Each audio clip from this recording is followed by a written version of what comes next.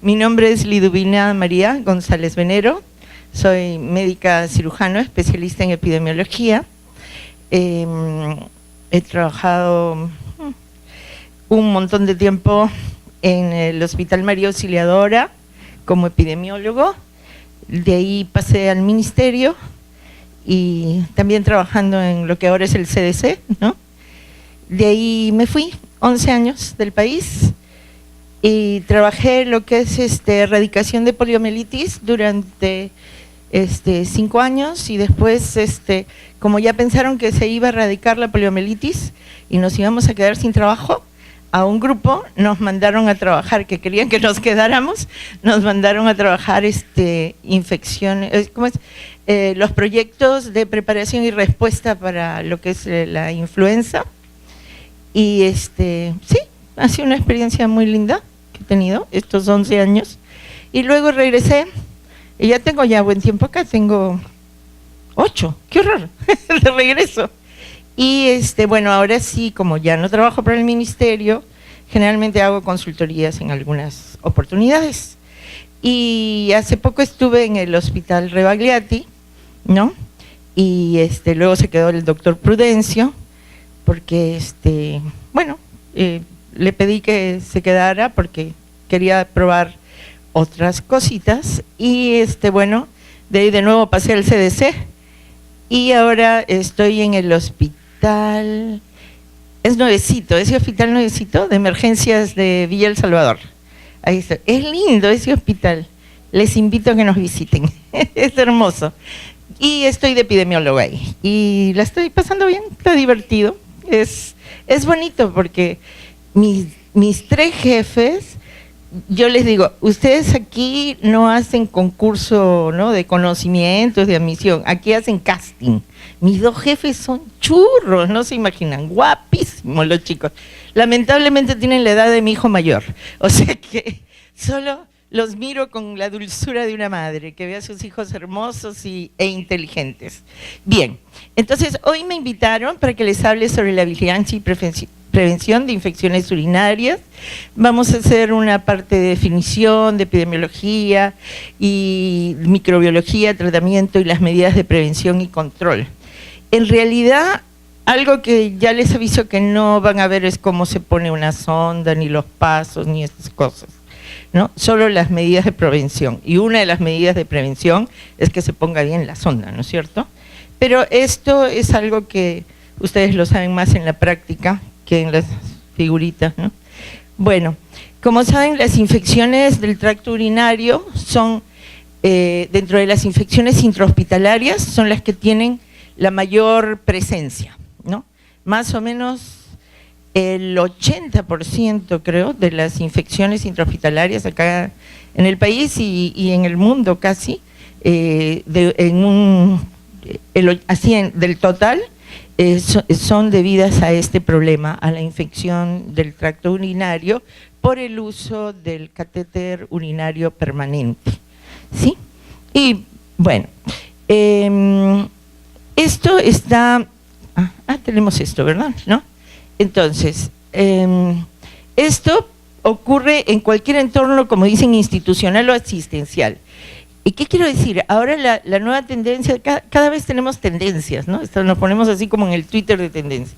La tendencia ahora de hablar de infecciones intrahospitalarias, ya no se dicen intrahospitalarias, ahora se dicen asociadas a la atención de salud. Eso lo deben haber venido escuchando. Pero la atención de salud no solo está en el claustro de un hospital o un establecimiento.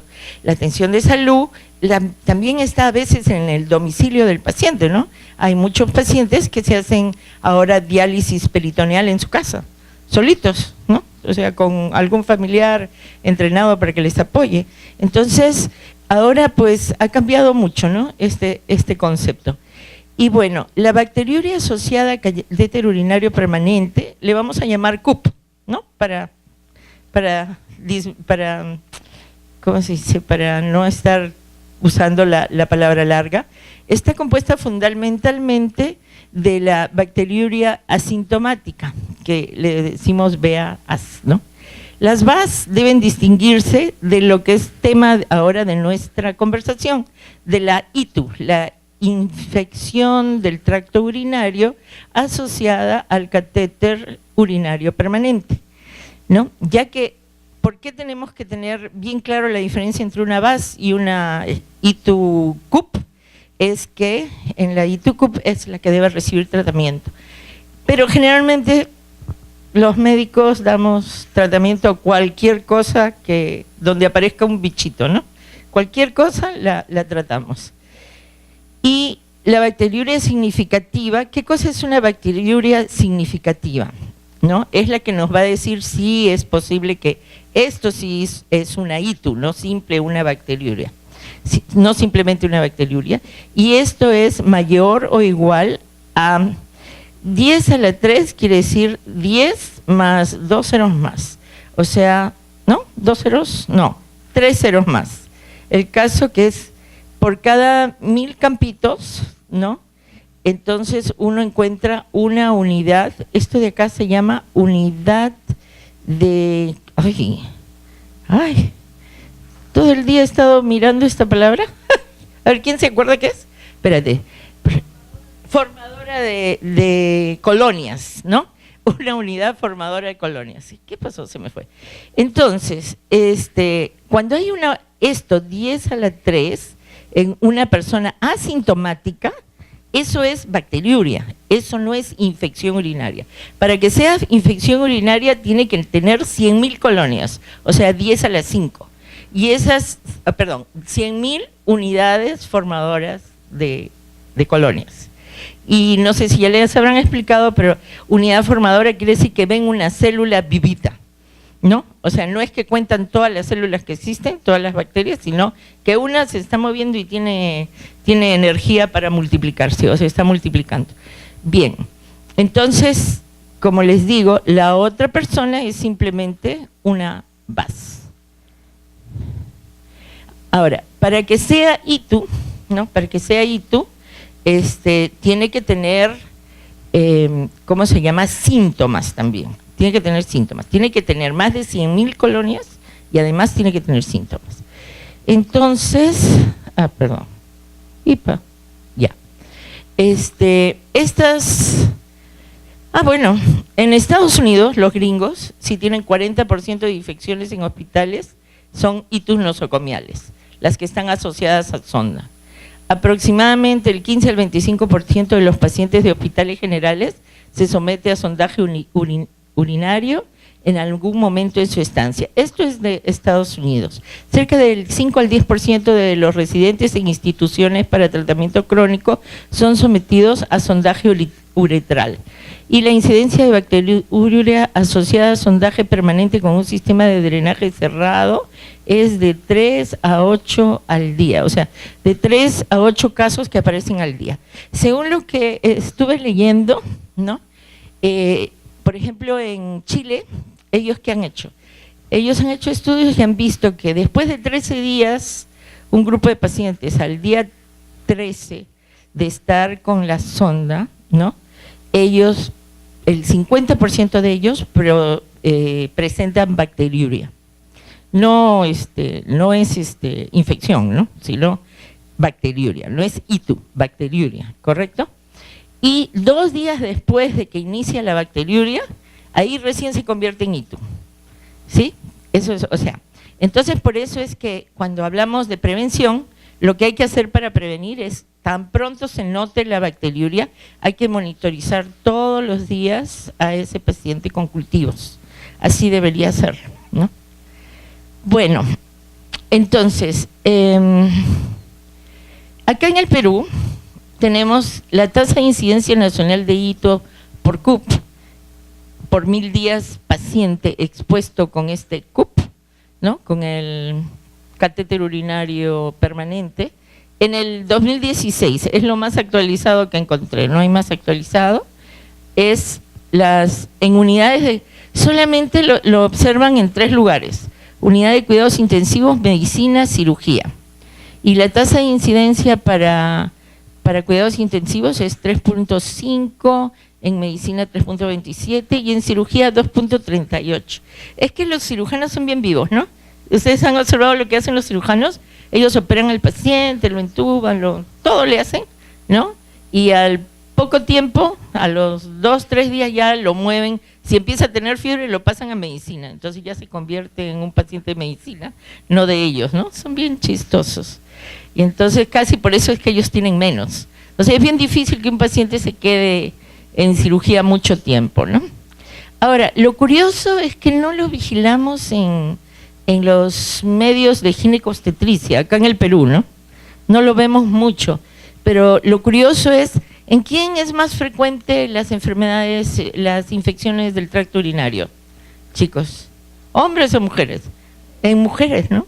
Y las gestantes casi siempre tienen en el periodo de su gestación un momento con eso. Pero aquí en el país no lo vigilamos, qué curioso, no sé. Pero a veces en ya hospitales independientemente lo hacen, ¿no? Porque, ¿por qué vigilamos? Vigilamos para saber si hay, ¿no? Si hay presencia de un problema. Y esa presencia, ¿a qué se debe? Ver los factores que la condicionan. Para eso es la vigilancia. Entonces, tenemos que hacer vigilancia. Y como le dicen, bueno, oscila de 0 a 5.98. Y después acá, en realidad, si vemos en todos los servicios en un hospital, podríamos decir que oscila desde 0 hasta 7. Hasta 7. Pero 7 por 1000, ¿no? O sea, 7 por 1000, por un montón. Pero ustedes se han dado cuenta cuando hacen este mismo cálculo en los hospitales, sale más grande, ¿no?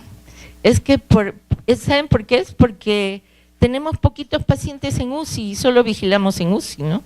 Entonces, solo vigilamos a los de UCI, tenemos 4 gatitos en UCI, y de los cuales, si se enferma uno, ya es 25%, si fuera 100. Y si lo ponemos por 1000, sale una cantidad, pero inmensa, ¿no? O sea, ese es un rompecabezas. Cuando estamos yo, o sea, cuando lo veo desde arriba, que veo todo el país, lo sumo, me salen estos numeritos bien bonitos que están en unos estándares internacionales. Pero cuando lo ves en tu hospital, o sea, te jalas los pelos porque dice, me sale 10, me salió 18, no sé. ¿Alguien hace vigilancia, alguno de ustedes? ¿Ha tenido la oportunidad? Pero es bien triste porque no sabes qué hacer, ¿no? Y todavía te dicen, la norma te dice que te compares, y si estás por arriba de eso, estás pésimo. Por ejemplo, en el hospital justo ayer estábamos analizando con una colega de enfermería, una compañera de trabajo, y ella me estaba preguntando, ¿no? Me dice, doctora, ¿qué hago? Ella es la que ve las infecciones intrahospitalarias. Le salió, ¿cuánto le salió? Espérate. En enero le salía 12, y después en febrero ya eran 2 casos, y no sé cómo le salió como 40 y tantos, ¿no? O sea, era un montón. Y me dice, doctora, pero me sale eso, pero en realidad en todo lo que va del año, ¿no? Si lo acumulas, ¿no? Le va a salir como 12 más o menos en lo que va del año, pero solo ha tenido 3 casos en 6 meses, ¿no? 3 casos en 6 meses es poquito, ¿no? Y el total de pacientes que han vigilado han sido 17, ¿no? Entonces, 3 entre 17, ¿cuánto sale más o menos? No sé, ya. 30 entre 17 sería a 2, menos de 2, ¿no? 2%, ¿sí? Porque 3 entre 17, ¿cuánto sale? Sí, bueno, más o menos debe salir, sí, algo así, un 2, ya, no hay que ser exacto, solo para los epidemiólogos vemos tendencia, no hacemos matemática pura, sino es para ver la tendencia, más o menos nos sale un 2, ¿no? Más bonito.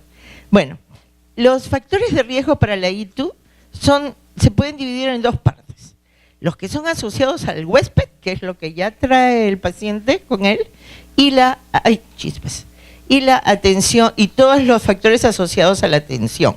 Aquí tenemos el uso del sistema de drenaje abierto, la duración del cateterismo urinario, contaminación del catéter durante la inserción o manipulación del catéter por transgresiones de técnica aséptica, colonización de la bolsa de drenaje, ausencia de vigilancia epidemiológica de itus. Sí, porque si nadie mira, entonces no pasa nada, ¿no? No cambiamos. Y vigilar es mirar lo que está pasando. Bien, entonces, en microbiología, ¿Qué cosa aparece en nuestras infecciones urinarias? Y desgraciadamente, no solo en las urinarias, en las infecciones asociadas a la atención de salud, lo que nos sale siempre es la Escherichia coli, ¿verdad? Y eso es pupú en nuestras manos.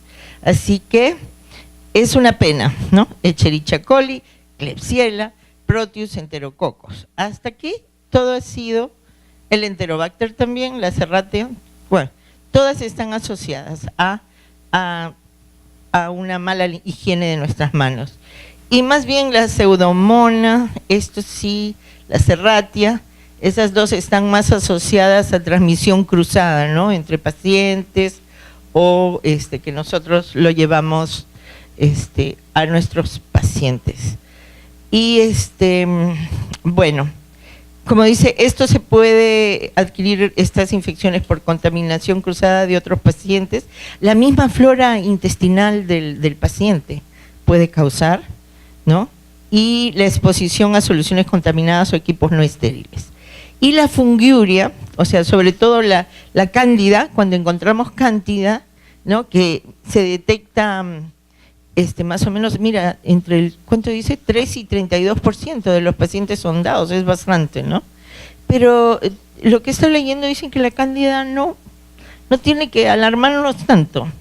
Bueno, a menos que sea un inmunosuprimido, ¿no? Eso sí, pero no es tan trágico. El problema de la ITU es que causa bastante molestia, ¿no? Al paciente que ya esté enfermo, que le asociemos además una ITU, es molesto, ¿no? Causa más costos, más tiempo de hospitalización, más recursos que hay que usar en el paciente y más estrés en el mismo paciente y los familiares, ¿no? Más tristeza, más pena por estar enfermo. Pero la ITU específicamente no tiene una alta letalidad. El problema de la ITU es, o sea, ya tenemos fases, ¿no? O sea, bacteriemia, ITU, bacteriuria, ITU, y finalmente lo más peligroso es que se convierte en bacteriemia, ¿no? Que es las bacterias en la sangre. Las mismas bacterias pasan a la sangre. Ahí sí la mortalidad o la letalidad se vuelve mayor, ¿no? Entonces, bien, ¿qué más quería decir de esto de la mortalidad?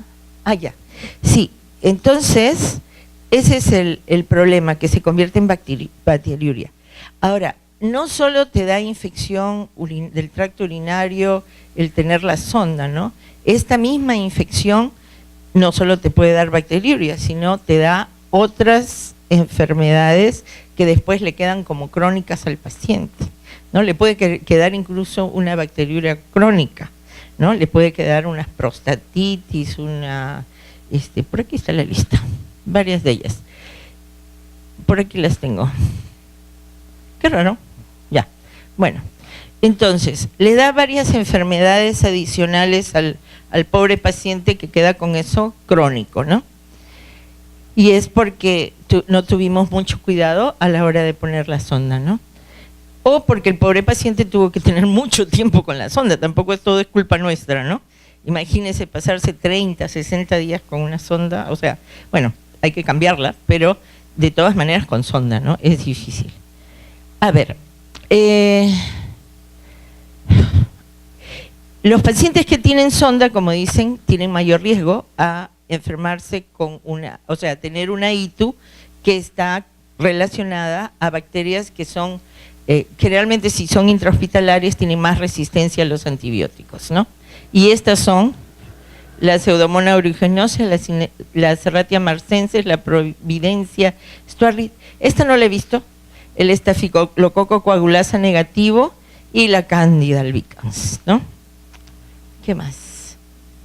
Bueno, como les decía, para el diagnóstico, la bacteriuria tiene que ser de más de 10 a la 5, o sea, más de 100.000, y además tiene que tener, ¿cómo se llama esto? Síntomas, tiene que ser sintomáticas. ¿Cuáles son los síntomas? Fiebre, ¿no? y ahorita los vamos a ver acá.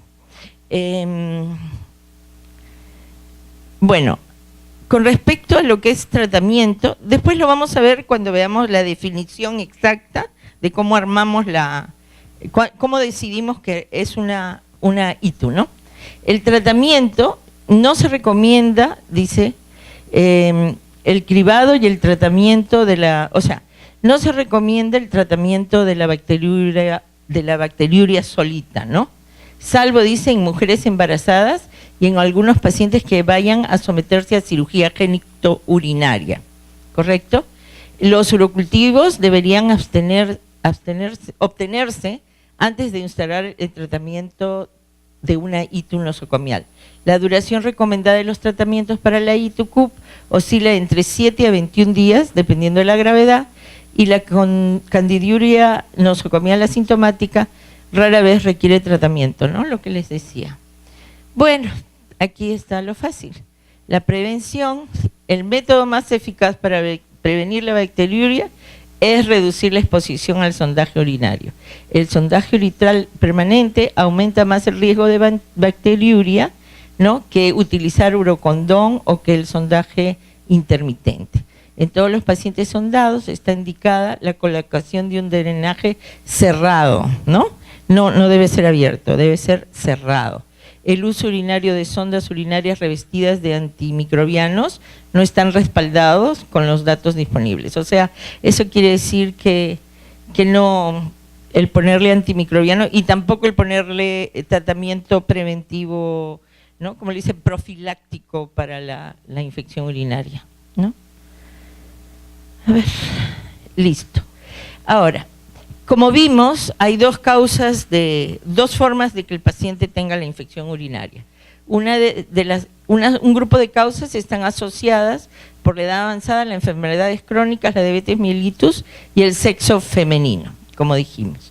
Y la atención de salud, las causas son el uso del sistema de drenaje abierto, la duración, bueno, esto ya lo leímos, ¿no es cierto? Entonces pasamos a la siguiente.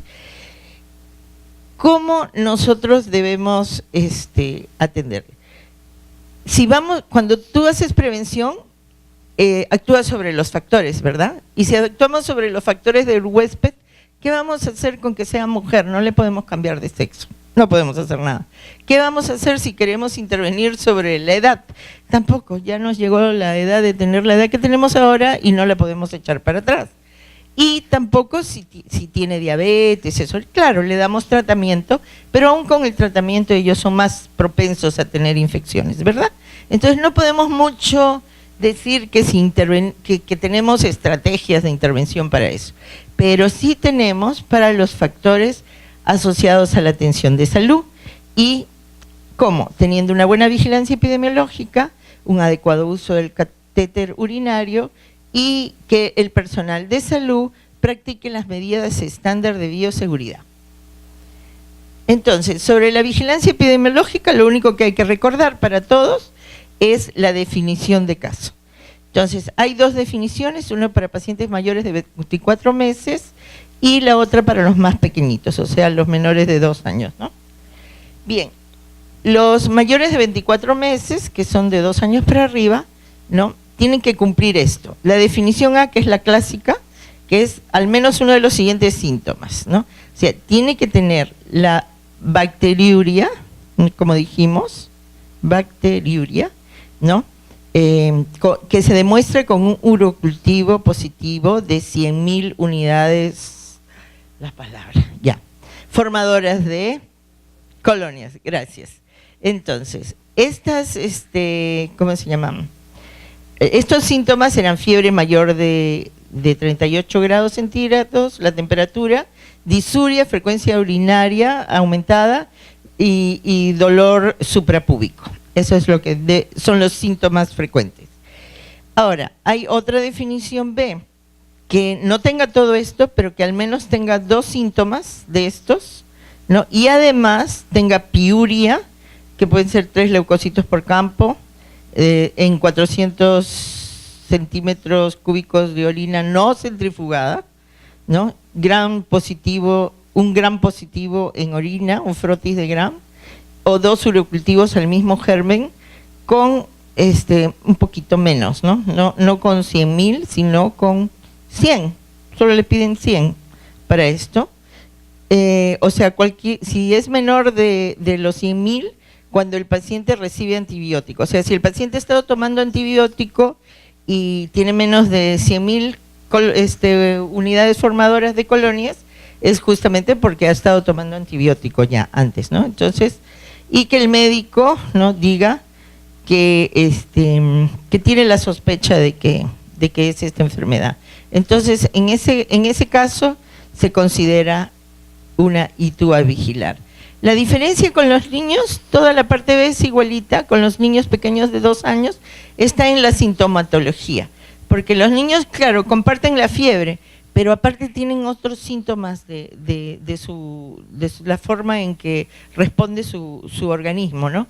Ellos pueden tener hipotermia, o sea, no solo están muy febriles, ¿no? Presentan apnea, bradicardia, letargia, vómitos. Entonces, esto es lo que difiere. Después, todo lo demás es absolutamente igual, o sea, el tipo de síntomas que presenta. Bien. No se aceptan los cultivos positivos de los catéteres para decir que hay bacteriuria, ¿correcto? El catéter puede estar contaminado, pero no necesariamente hay bacteriuria en el paciente, ¿no? Así que no se acepta eso.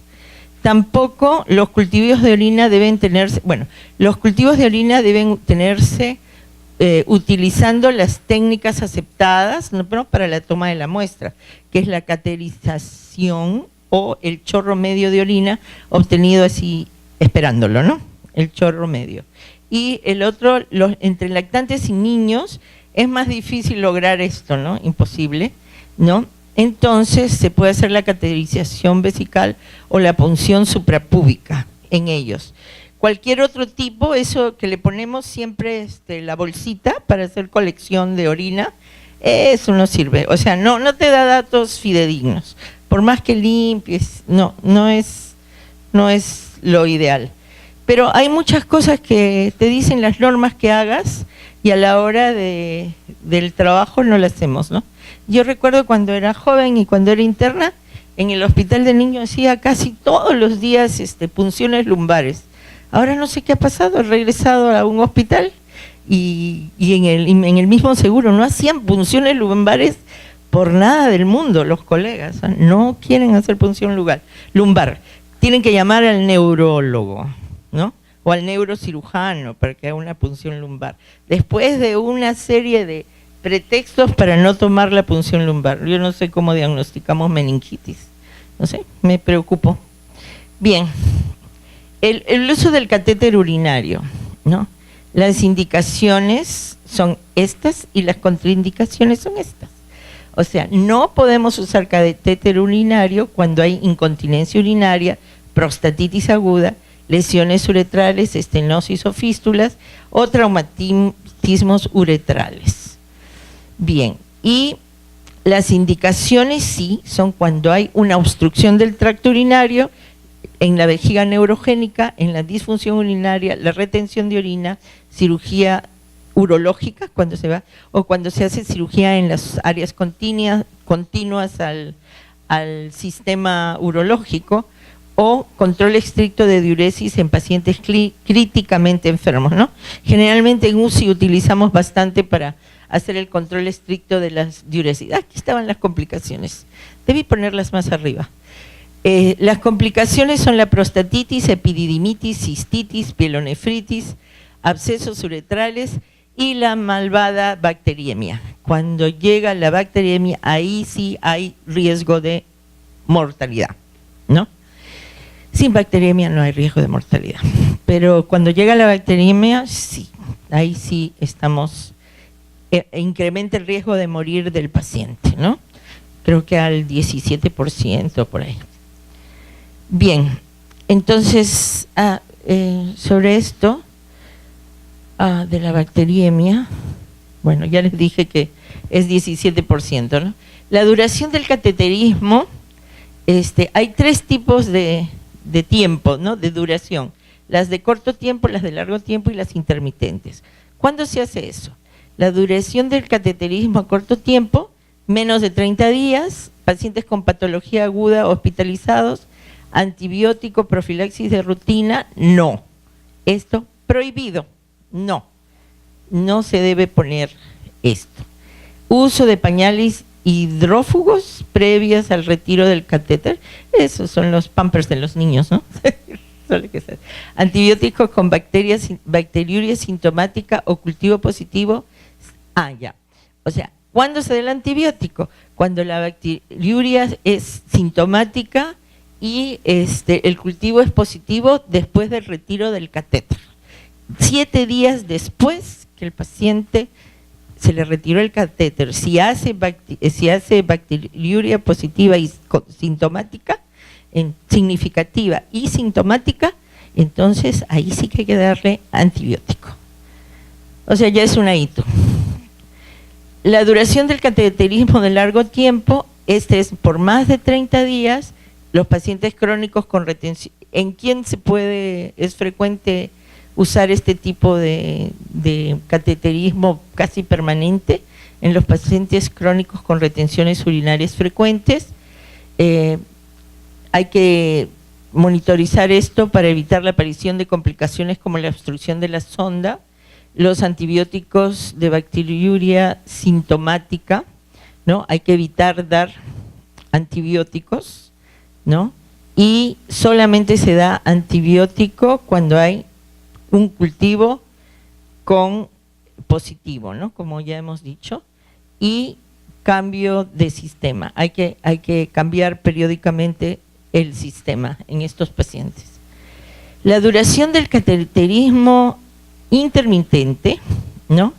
Es de 6 a 8 horas y habitual en el mantenimiento de la vejiga neurogénica, menor incidencia de infecciones, litiasis e insuficiencia renal, mayor uretritis porque se causan más lesiones en la mucosa uretral porque el paciente se le está cada cierto tiempo poniendo la sonda, ¿no? Listo. Bueno, eso es todo lo que quería decirles.